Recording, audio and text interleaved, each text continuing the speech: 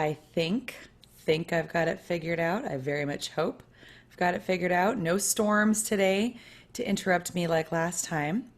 Um, I am just getting all my things kind of set up over in here. So thank you for your patience. David Rutherford, it is delightful to see your name pop up there like that. I know I see your name on Facebook all the time, but um, yay for friends. So rather than lose time, I'm going to jump right in. I'm going to screen share at one point, and so I'm hopeful that that will work the way I thought as well, because I'm doing, different things, because I'm that person. Um, so it is great to be doing another video tonight after last week's hiatus. Said hiatus was necessary because I was attending slash watching a whole bunch of sessions from a conference of the National Association of Teachers of Singing, or NATS. If you're not familiar with who they are, go look them up. They do some pretty amazing things for singers and vocal education. But one of those sessions gave me actually some additional information for this video. So it, along with many other things that I learned, it was just the most perfect timing to take a brief hiatus. But we're back. And so this Tackle the Technique live event is on the aging voice.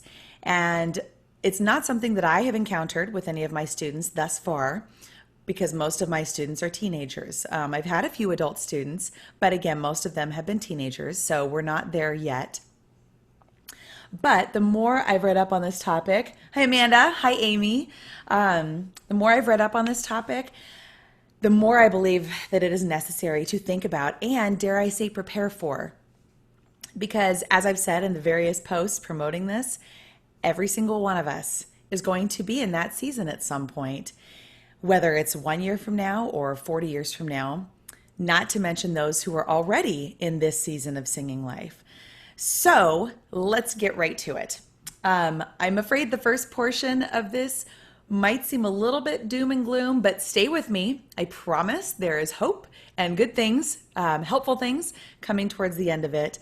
They won't make as much sense if I don't give you this background information. So as we age, so do our voices. And now I'm going to try sharing my screen. And we're going to hop on over here. You don't want to see that. You want to see that. Okay. So, as we age, so do our voices. And here are some things that happen. This lovely little chart here, you can see the blue is the estrogen line and the pink is the testosterone line. For women, as we age, our bodies produce lower amounts of estrogen over the years, particularly after menopause. This can result in a greater density in the vocal folds, which basically translates into a lower singing range. Many women have complained of or have noticed a lowering in their voice due to this lowering of the estrogen hormone. Similarly, but also on the opposite side, for men, there's typically a decline in testosterone as they age. And this has a tendency to raise and even decrease the singing range. So their lowest available pitch might actually not be as low anymore.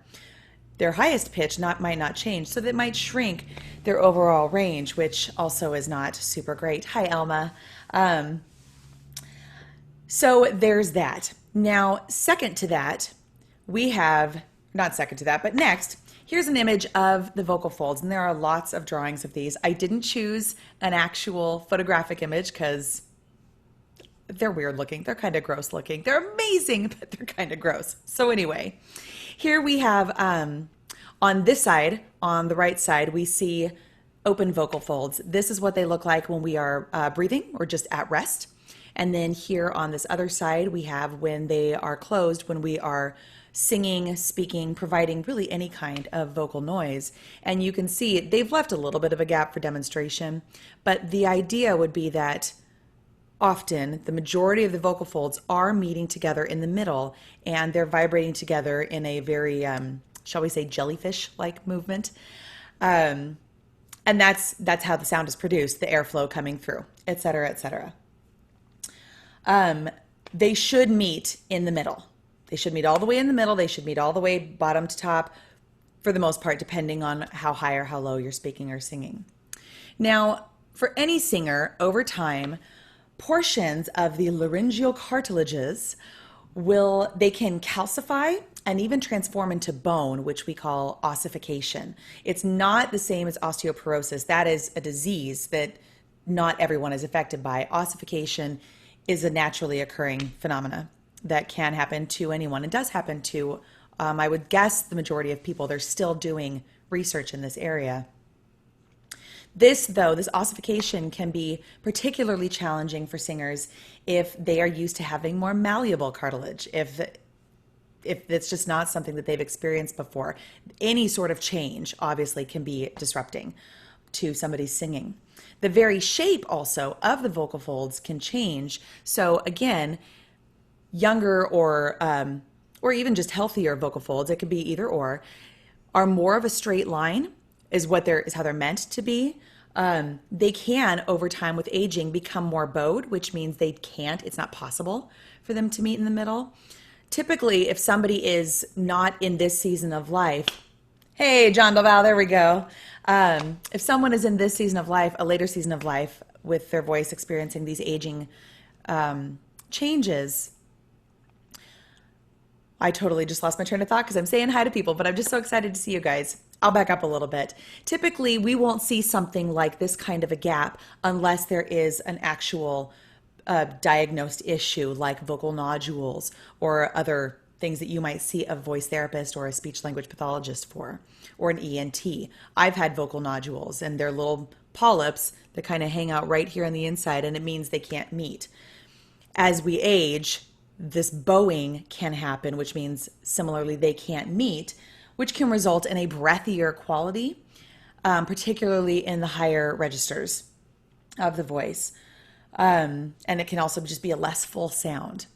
Elsewhere in the body, atrophy can take place in the abdominal and rib muscles, affecting the breath support, which just the natural things that happen in the body as we age can affect singing in ways that we wouldn't otherwise maybe have considered.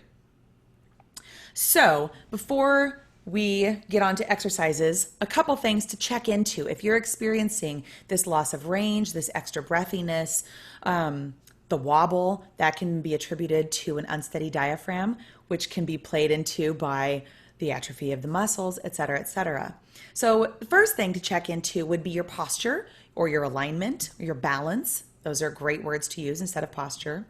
I think the majority of voice teachers and choral directors would agree that the way we stand or sit directly impacts the quality of our singing production. I'm actually researching that right now. I'm finding studies and articles to pertain to my own research.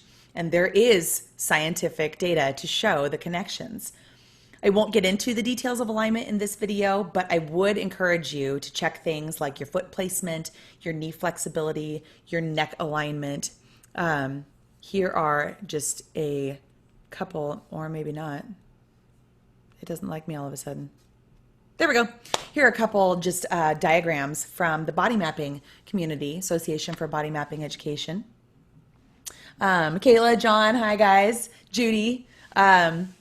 Couple diagrams for great alignment while you're standing or while you're sitting. It is possible to achieve excellent vocal production while you're sitting, so long as you're aligned. But that's a whole other conversation. Breathing is a second thing to check in with. This is also a massive topic, and it occurs to me that a video on this could be worthwhile in the future. For now, remember that you can only breathe well if you are aligned well. Be patient with your breathing, be intentional with your breathing. Slower breathing is never a bad thing, especially when you're just focusing on function and technique and building up some of that endurance, there's the word. And if you simply can't wait for another video, feel free to message me. We can talk through some of these things, different things to consider with regard to our breathing.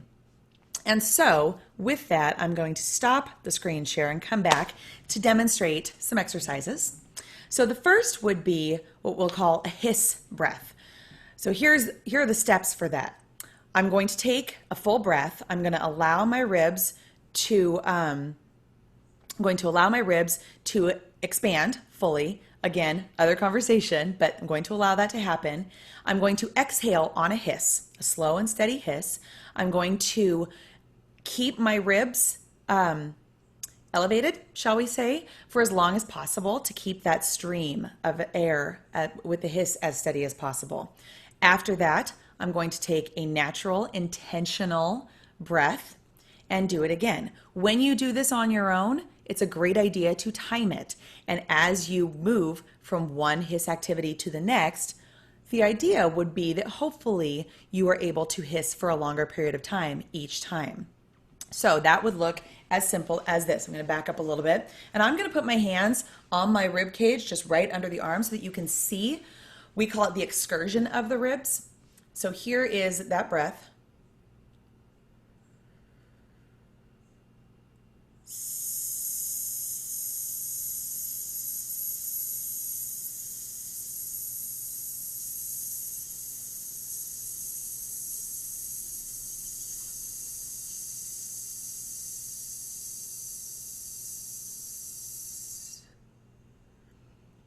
I will take another intentional breath.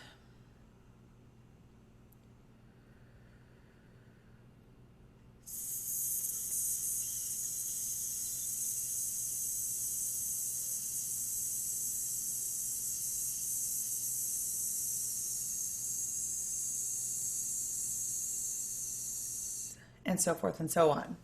Now with each breath, I could personally at that moment, I could have continued hissing a little bit longer. I had more air, but what you don't want to do is force the air out. You want to let the ribs naturally descend as needed. There is no need to rush any of this. There is no need to force any of this. And this is great for younger singers as well. Our bodies know how to do things, but sometimes we need to get out of the way and let them do things. Breathing can be one of those things. You can also use an elastic band or even just like a scarf. You can tie it around your rib cage so that you have that kinesthetic feedback, that physical feedback of this is what it feels like, and this is what it feels like for the ribs to slowly return to their resting position. Another set of exercises, so now we'll get into some actual vocalizing exercises. Semi-occluded vocal tract exercises, big snooty musical sciencey words. Basically exercises that are keeping the lips predominantly closed. There is a lot of science to this too, and I will include some links in the blog post when I put this up tomorrow. I typically use a lip buzz. You want to keep a firm closure with your lips and allow the air to create the movement. And as you buzz, you want to keep the vowel shape of an E inside your mouth. That's the difference between and that's going to sound a little bit different for everybody. This is one of my favorites. And so I'm just going to slide up and down between like a 1, 2, 3, 3-note scale.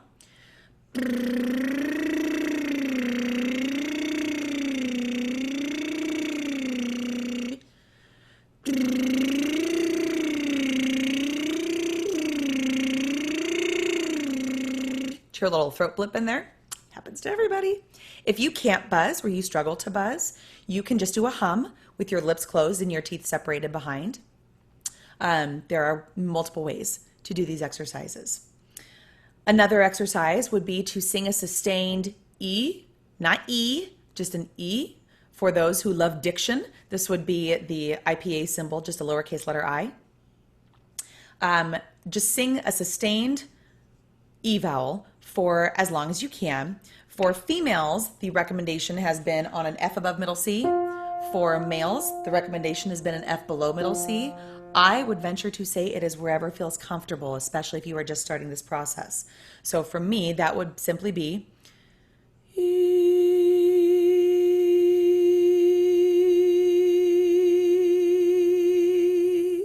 the E vowel or the A vowel are relatively closed. They're small vowels, so you're not asking your mouth to create this huge shape and all this air to come out. Those are great vowels for all of these exercises, quite frankly. However, now I'm going to switch to an O, and I have a straw that I've been waving around like a ridiculous person for a few minutes because I'm going to use this as part of this example. I'm going to glide from my lowest possible note to my highest possible note. I'm going to use a straw to give my mouth the smallest possible opening while still allowing enough air to flow out.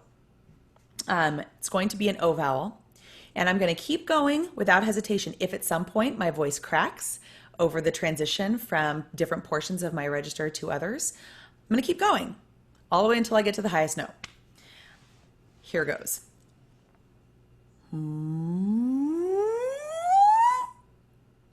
Now, I probably should have done it slower, but I was just so excited to do it. I will do it more slowly this time.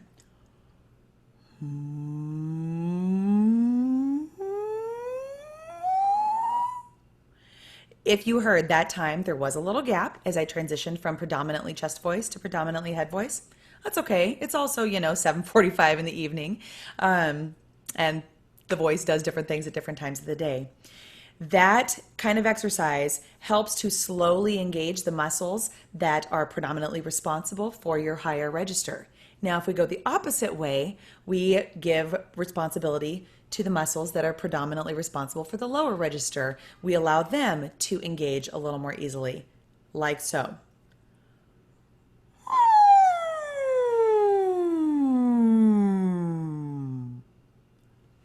Now, you could do it without the straw. You could just do the O. For me, especially if my voice is tired, if I've got allergies kicking in, et cetera, for me, the straw just helps things to connect a little bit more easily. And again, a lot of these exercises will work regardless of where you are in the age span, but because of how they target these muscles in different ways, they are very useful and can be very helpful for people who are dealing with symptoms, side effects of aging. Is there a side effect? Is that such a thing? So 2 more exercises for you. One, I'm just going to sing C, D, E, F, G, a 5-note. I'm going to sing up and down, back and forth on the vowel O. Again, it's a nice small vowel. Hi, Callie. Hi, Becky. And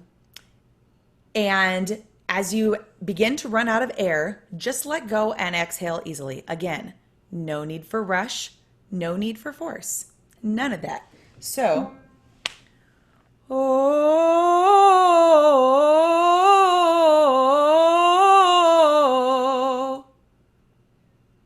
that's all that is.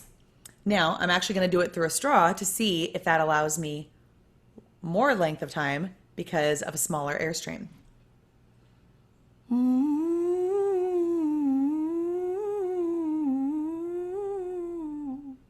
Believe it or not, I ran out of air more quickly. I probably just didn't take. I was overestimating the power of the straw, but never overestimate or underestimate the power of the straw. The straw is amazing. Lastly, an articulatory exercise. Again, a 5-note. I'm just going to start on the top of the 5-note and descend, and I will demonstrate. And what's going to happen is I'm going to do several versions of this, starting at articulation at the front of my mouth and working backwards. So it'll start with jaw movement, and then lips, teeth, tongue, soft palate, and then my throat, and then I will work back forwards. And the syllables that I'm using, the consonants that are attached to them work specifically well for the different articulators. So for example, well, I'll just tell you, but again, this will all be written on my blog, on my website. With the jaw, I'm going to use a ya, ya, ya, ya. You don't have to move your jaw to sing ya, but for the purpose of this, I will. For the lips, ba. For the teeth, ta. For the tongue, la. For the soft palate, na, na. And then for the throat, ha. Notice it's not ah, it's not a glottal stop, ha. So, here we go. Ya, ya, ya, ya, ya. Ba, ba, ba, ba, ba. Ta, ta, ta, ta, ta. La, la, la, la, la. Na, na, na, na, na. Ha, ha, ha, ha, ha.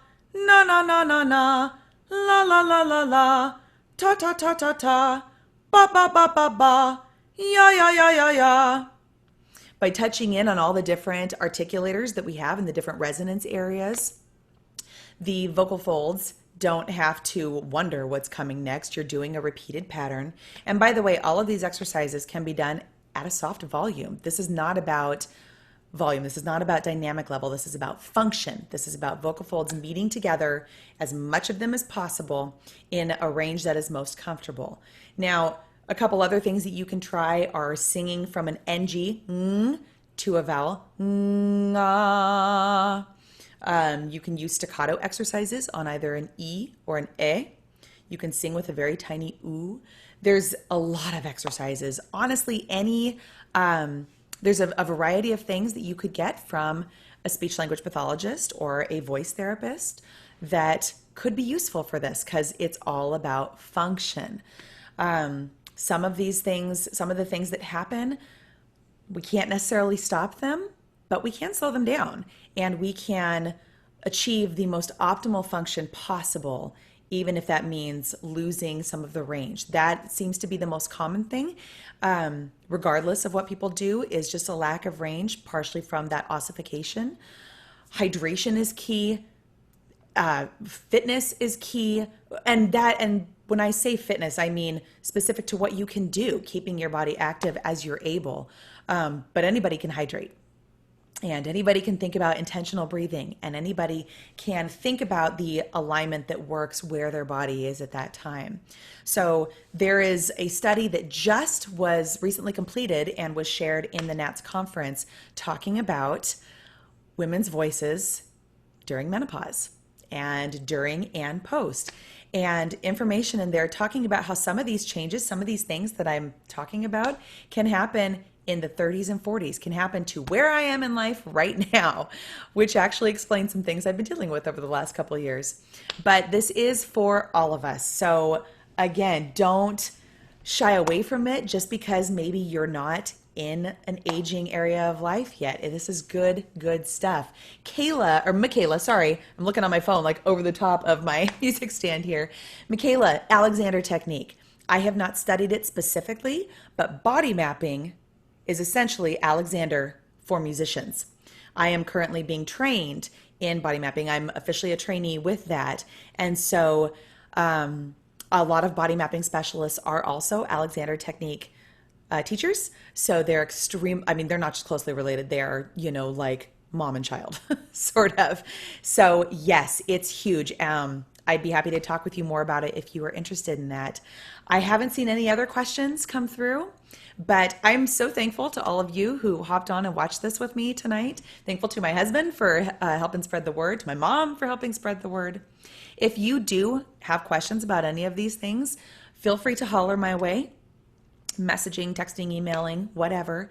I will be putting basically my script for this without all the ums and ahs on, like I said, on the blog on my website. I'll be putting that up tomorrow, so you can get in there if you want and be able to see all these exercises written out again for future reference. I also have a handful of online resources, some websites, some studies, some just articles of general information, which I've done with all three of my previous videos. And so the information is there. We just have to do a little bit of looking and then spread the word. So with that, thank you for joining me. I will hopefully see you and many others next week. We're going to be talking about belting. It's rife with all the things, belting, and the concept of extending your chest range, what is and isn't possible, and different things you can do for what is possible.